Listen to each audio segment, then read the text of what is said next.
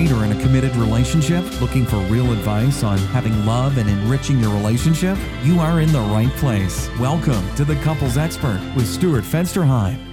Hello, it's Stuart Fensterheim again, and welcome to another edition of the Couples Expert Podcast. This podcast is to help couples create a love life that is strong, secure, and confident, and where you don't have to worry about being alone again. When we're with that special someone in our life that will truly always be there for us, we trust them. Our trusting is that you're with that one person in the whole wide world that loves you more than anyone else and has your back.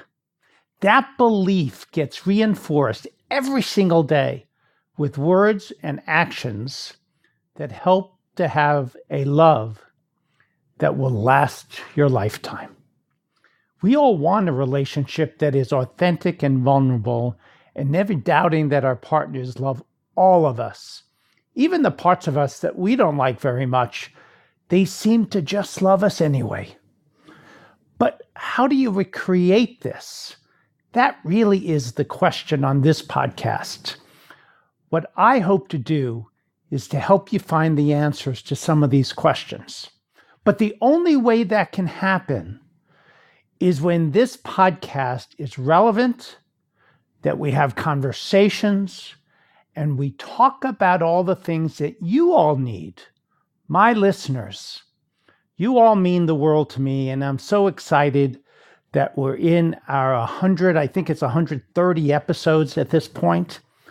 And that it's because of you that I get up every week excited to share more and more content and relevant content with guests and experts and my own thoughts about the things that might help you make your life better.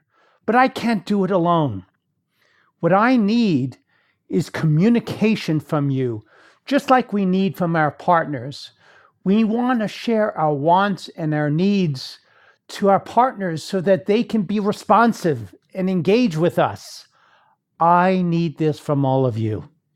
Please write, call, or send even a three-eyed raven, if that's what it's going to take, to let me know what you need on this podcast, what topics you'd like to hear about, and some of the challenges in your relationships. I've created a dedicated email for this, which is podcast@thecouplesexperts.com, and I will respond to all of your emails. I'm trying to get this message out to everyone who needs this information so that we can have a world in which everybody has a close connected relationship. But the only way that can happen is if you write an honest review on iTunes or send me an email. The more reviews a podcast has determines the placement on iTunes, and that's how people find podcasts. Please write me a review so we can together change this world one couple at a time. Today's podcast is sponsored by the 2 Days in 7 Conversation Weekend. So here's my question that I want to start with. It's the when Harry met Sally question. Can a man and a woman truly be friends? Now, I've been thinking about this podcast ever since the last presidential election. You know, I was doing searches about Donald Trump, our president, and the fiasco during the 2016 United States presidential election. There's the newspaper, the Washington Post, released a video and also an article about the then presidential candidate Donald Trump and television host Billy Bush having an extremely lewd conversation about women. Now, in this video, Trump indicated that he might start kissing a woman that he and Bush were about to meet during the filming of an episode of Access Hollywood. I don't know if you remember all of this. I'm sure you do, because it was in all the papers and the video was released and they played it over and over and over and over again. And Trump made this comment. What he said is, I don't even have to wait. And when you're a star, they let you do it. You can do anything that you want. You can even grab them by their crotch. Now, he used a different word. He used the word pussy. And as a result of this remark, in the media, they dubbed that scandal Pussygate.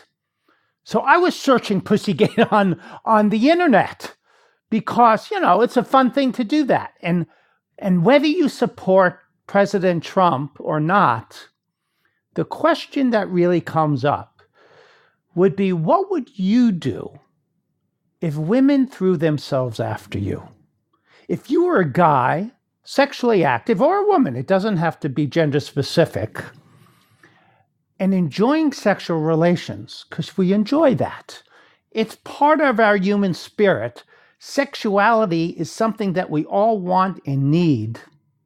How would you handle a female throwing themselves after you, or if you're a woman, a man expressing interest in you sexually? And the question that comes up, if you're married, will you be able to stay monogamous and not get caught up in an inappropriate relationship? The other aspect of this is men, I think, get this really awful rap.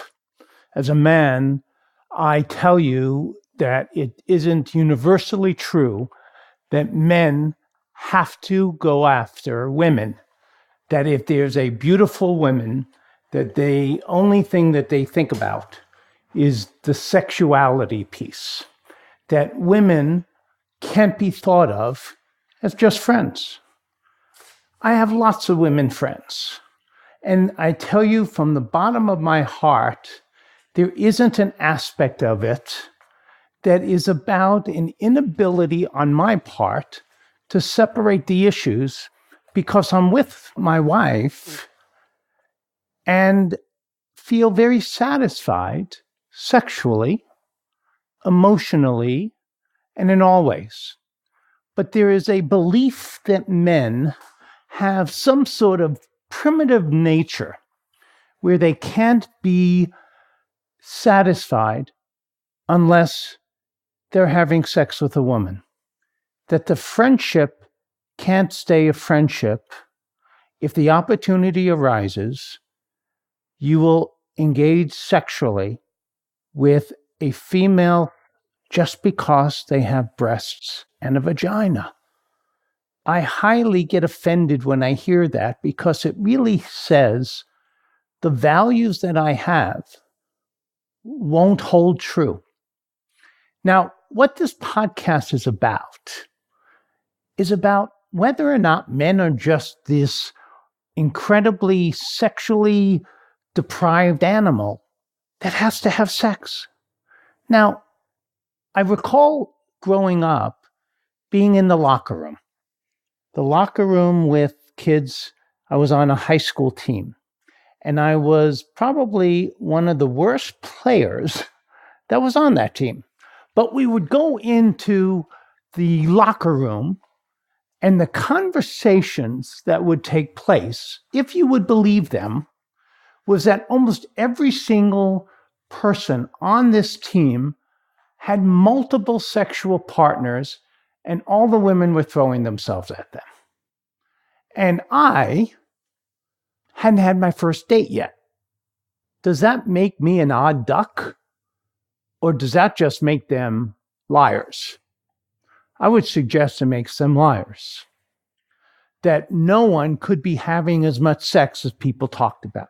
So the question out there in our world, in our society, are men just sexual beings and that's all they care about? So friendships aren't realistic. So going back to what I was talking about a few minutes ago, we were talking about this Pussygate thing that came up when Donald Trump was running. And so as I was doing the research, what I came across was something about President Calvin Coolidge and something called the Coolidge Effect. Now, let me tell you what the Coolidge Effect is.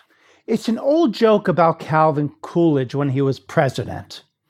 The President and Mrs. Coolidge were being shown separately around an experimental government farm.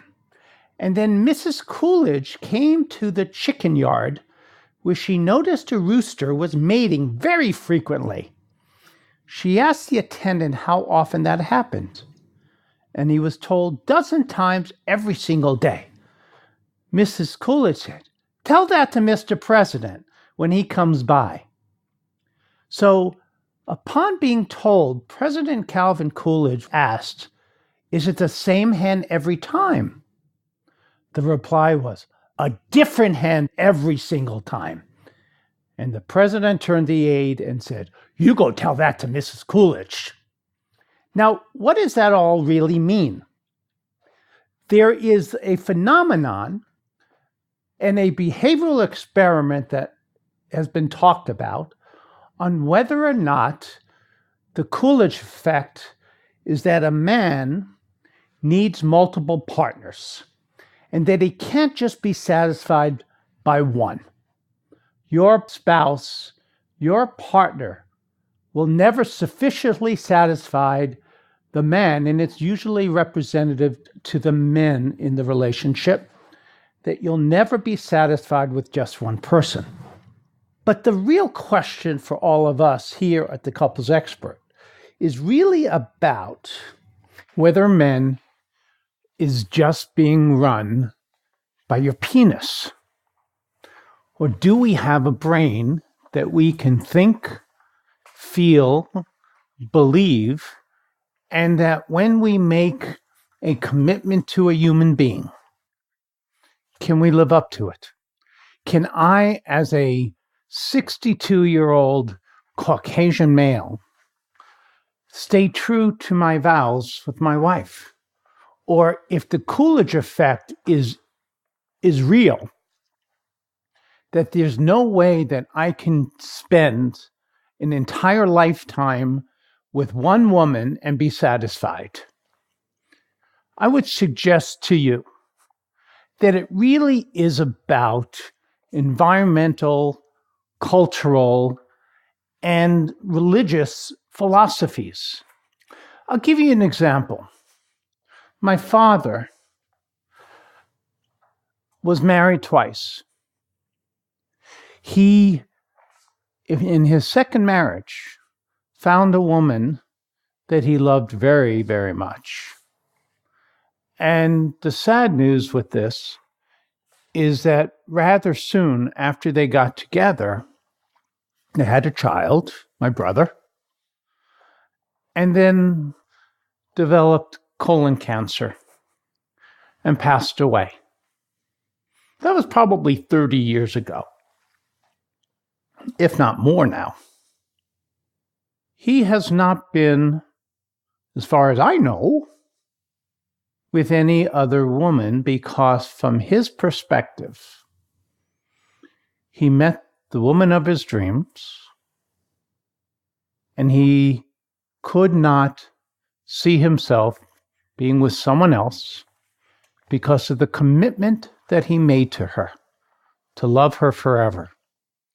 We might argue that when she passed away, that promise, that commitment is null and void. What I would suggest to you is that because of the kind of man he is, because of his religious beliefs, his commitment doesn't change. And that his ability to stay true to his love is real, and it discounts the Coolidge effect. That's one example. There are multiple other examples that we could talk about where people, men, have affairs. And there are a number of men that I see in my office that come in talking about multiple affairs. Now, the difference between my father and these other people could be religion. It also could be that the values that people get raised with, the values of the importance of relationships, the value of the importance of emotional connection is what keeps people strong. And that the Coolidge Effect is actually not a Coolidge Effect, where us men have to be sexually satisfied by multiple partners, but that there are men out there that have not been raised in environments that respect women, respect relationships, respect the value of having a monogamous relationship. And our society and our world and television and all of those things, newspapers, magazines, ads about beauty and ads about sex, and is all about the outside appearance. It's about turning your man on. It's about doing the things to titillate men and women. And that some people expand the values of having multiple partners, rock stars, actors. You hear about the divorces in Hollywood because of affairs. How many times have we heard from famous people talking about the best thing in their success was having a stable, secure relationship with their partners? I don't hear that. I don't hear people talking about that every dollar that I made as a rock star or as a famous actor has gone back into developing a security for my family, a security of proving to my wife and husband and children the benefits of hard work are about emotional stability and security, and that the only thing that really matters is an emotional connection with the people you love. And part of that emotional connection is demonstrating every single day that nobody matters more than your partner, and that even if things are tough, you don't give up. You don't go get divorced because things are rocky and you might not be able to spend lots of time with someone. That you work through the hard stuff. That the only thing that really matters in this world is connection. And that is a value that we need to teach our children, our grandchildren, and every person that you come across. And when a boy comes out of the womb, we're not bringing into this world some sexual fiend that can't think for themselves, that their penis is the only thing that matters and values, and regardless of what happens, they're going to go screw everything that walks in a skirt. That's the belief of the Coolidge Effect, that it doesn't matter what we do, it doesn't matter the values you teach, it doesn't matter how you present your life to your children, they will go off and just screw everybody and not worry about the devastation that's being created. That is really what this Coolidge Effect is about. It's about not thinking with your head, at least not the one on the top of your body. It's about thinking with the head below your waist. And I would suggest to all of us, when you hear these types of things, when you hear people talking about men not able to hold on to their vows, you stand up and you say it's bullshit. Because it is. Because I'm not the only man out here that would never do that to someone I really cared about. And what we know when we start talking about affairs and having inappropriate relationships, it's not about the sex, guys and ladies. It's about loneliness and emptiness. And all of us, men, women, who are in adult relationships, and remember, I'm talking about adult relationships, so if you're in a relationship, act like an adult. You have the ability to control your behavior and your actions. You say you love your partner. Prove it. Don't do the things that you know will destroy people's sense of themselves and of this world. And that's why we have people out there that are lost and do god-awful things. Because the Coolidge Effect is really about destroying our world. Because monogamy is sexy. Monogamy will keep you strong. And keeping your zipper up is a way to changing this world. One couple, one person at a time. Be the catalyst for that. Be the person out here that changes women's beliefs. That men are not these uncaring, unfeeling, inability to access emotion people. That we have deep, strong feelings. And these feelings we don't always show. And I say this all the time in my office. Just because your man doesn't speak it doesn't mean that they don't feel it. Men have to learn how to express it. And we don't teach our little boys the value of emotion. We teach them the value of strength, of sports, of all the things out there that our society has said is valuable. And what we have to do is teach men and women how to understand each other in a much deeper, caring way.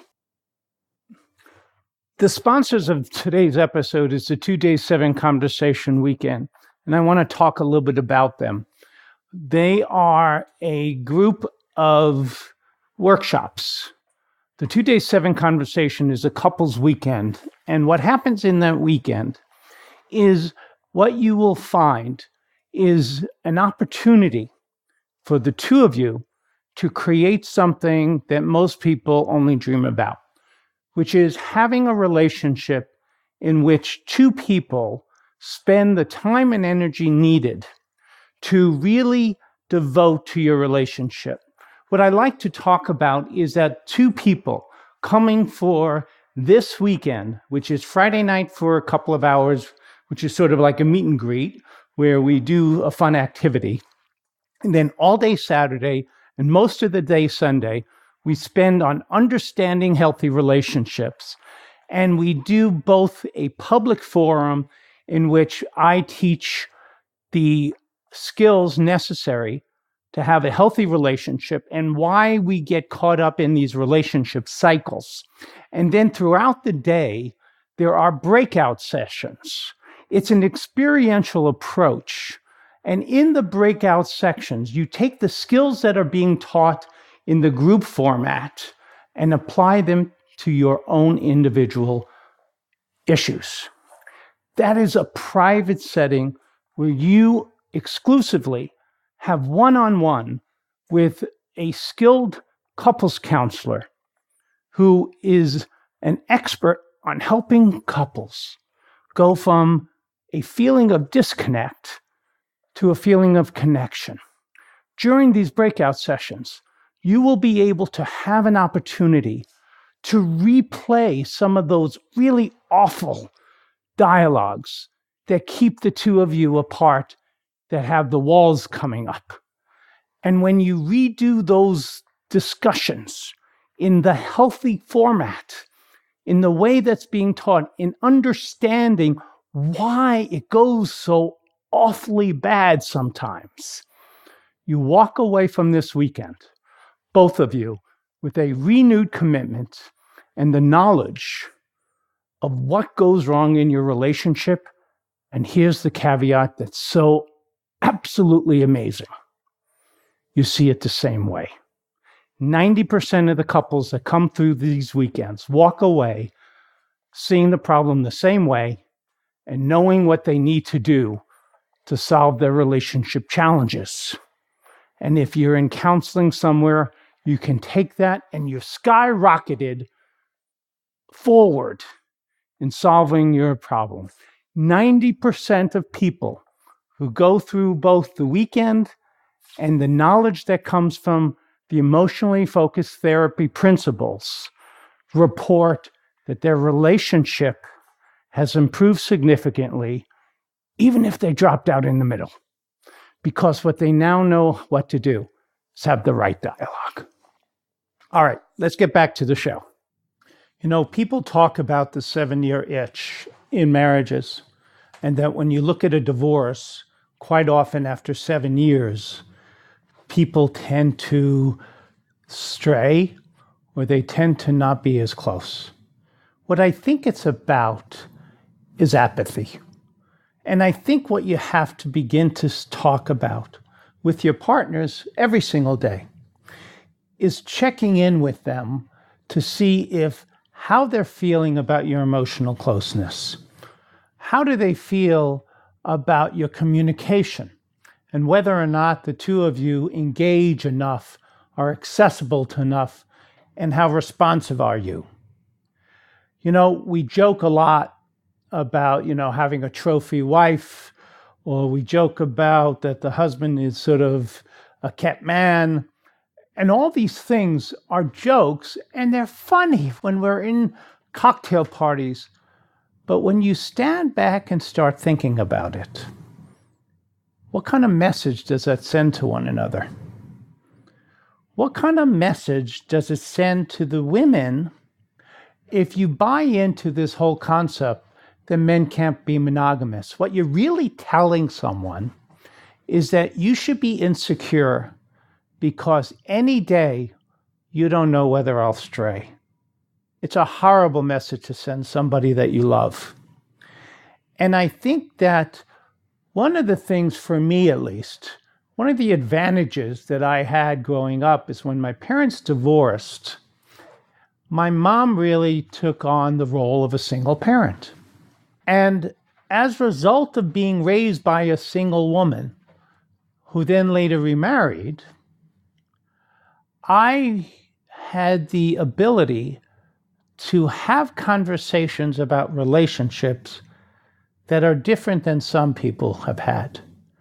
And I encourage you with your children and in your families to talk about the value and importance of living up to some ethical standards of being with one person and making that marriage work and never giving up. Holding on to the value that your partner has to you and letting them know every day. Men have to be educated on this. Not all men were raised in environments that respected women. And that a monogamous relationship is the sexiest relationship. And what I mean by that is if you're with someone and you're able to really freely be authentic and vulnerable and show your real authentic self, that includes your playfulness, and the two of you can create a sexuality and emotional connection that everyone would be jealous about. You should stay fit physically and sexually and vital into middle age and old age. I was telling someone recently the story when I was in graduate school and we had a class on sexuality. They showed this really hard R, close to an X-rated movie that had two elderly women having sex on the screen. The college-educated therapists said they were grossed out to see the wrinkly skin. Think about what message that says in our society. You should be having an active sex life till the day you die. I want to be screwing my wife, the two of us having this most passionate thing that my heart can't handle, and I have a massive heart attack and die in her arms. That's my dream. My life with my wife will be affectionate, sensual, and sexy, and we're going to have sex till the day that both of us leave this earth. That's the value of a relationship that's monogamous. Don't let anything stop you from having that. Women have to take care of themselves physically, and men, you in particular, have to take care of yourself physically. Okay? I started running at the age of 57 because I wanted to be attractive to my wife. Think about this. You need to not allow the Coolidge Effect to impact your life as a couple. You men in particular, you need to honor your commitments and be true partners. Without a roving eye, when you're sitting having dinner with your partner, don't look at the other women. Look your partner square in the eye and know that you're with that one person in the world that loves you, and no one else turns you on any more than them. Both of you need to work on supporting each other, helping each other stay active and physically fit. And understand this, the Coolidge Effect does not have to be in your relationship, because you'll work hard every single day doing what it takes to make sure that the only hen you want to be with is the one that you've married. Take care now, and we'll see you next week. Stay connected. Bye-bye.